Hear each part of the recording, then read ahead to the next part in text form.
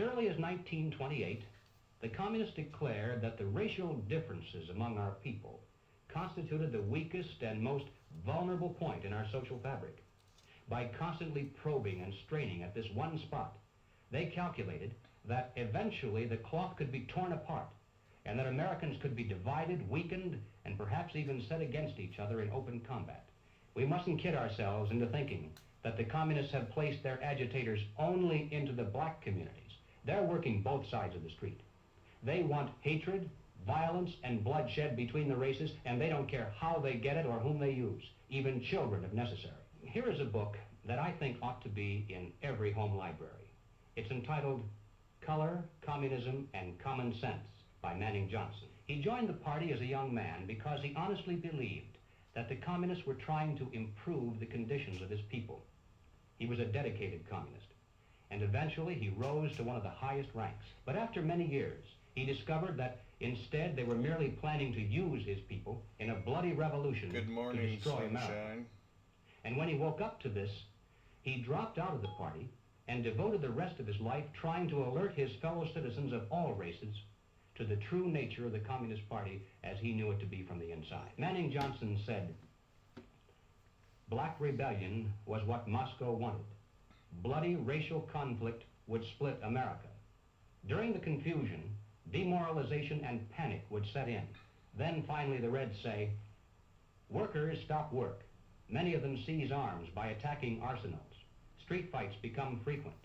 Under the leadership of the Communist Party, the workers organize revolutionary committees to be in command of the uprising. Armed workers seize the principal government offices, invade the residences of the president and his cabinet members, arrest them, declare the old regime abolished, establish their own power." Now, here is a piece of vicious communist propaganda that perhaps some of you have seen. It's called The Crusader. It's written by Robert F. Williams, one of the organizers of the Revolutionary Action Movement. In this issue of The Crusader, the communists call not only for extensive chaos within the cities, but for putting to the torch every village, every forest, every field, and every barn. The plan is for raging fires from one city to the next. The reason? Well, first, there's the value of sheer destruction. Secondly, it would force us to deploy our defenses and rescue units over the widest possible area. The communists point out that as long as our police and National Guard remain concentrated, they're invincible. But if they can be forced to spread out over the entire city and into the countryside as well, then they can be picked off from ambush one by one. And the third value of massive fire to the communists is psychological. The average American, they say, soft and decadent, when he sees billows of black smoke rising from one horizon to the other, when at night the only light he has to see by is the flickering red from flames leaping into the sky, he'll become paralyzed with fear and panic. He'll run away and hide and do nothing to interfere with the guerrilla bands as they strike at the community's power centers. The Crusader explains how to set up sniper units in crowded metropolitan areas, how to manufacture jumbo Molotov cocktails, the gallon jug size, and how to mix the gasoline with certain ingredients to make it burn like napalm, how to pour gasoline into utility manholes in the streets to set fire to the main telephone cables, how to put sulfur tips from matches into air conditioning units and blow up large buildings, how to ignite gas mains and oil storage tanks.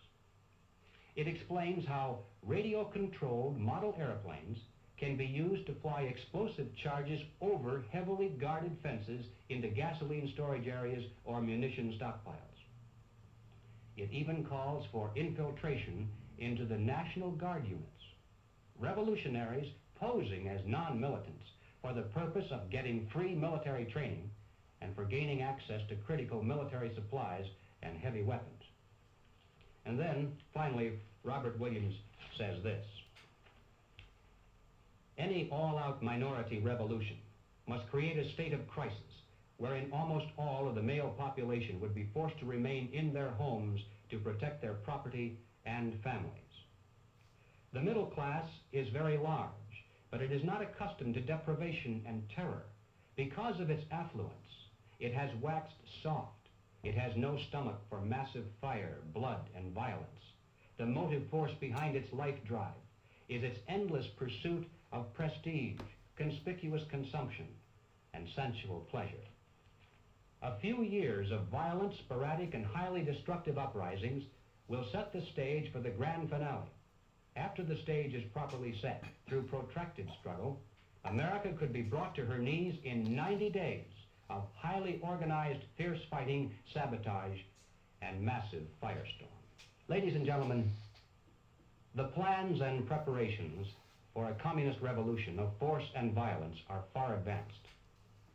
The organization behind these preparations has almost unlimited financial resources, and it provides both training and leadership based upon years of experience in many other countries. Our enemies are deadly serious about their task, and it's nothing short of national suicide for us to continue to ignore their plans and their progress. The violent revolution becomes of primary value to the communists to the extent to which it can be used to condition the masses psychologically to accept the non-violent revolution, which is offered supposedly as the only alternative. Hoping to avoid further violence and bloodshed, the public is to be pressured into accepting measures that will move the country gradually and legally toward communism, but without calling it that. The strategy of the proletarian revolution calls for the quiet conversion of our government into a communist regime, but under the banner of socialism. Well, what is socialism?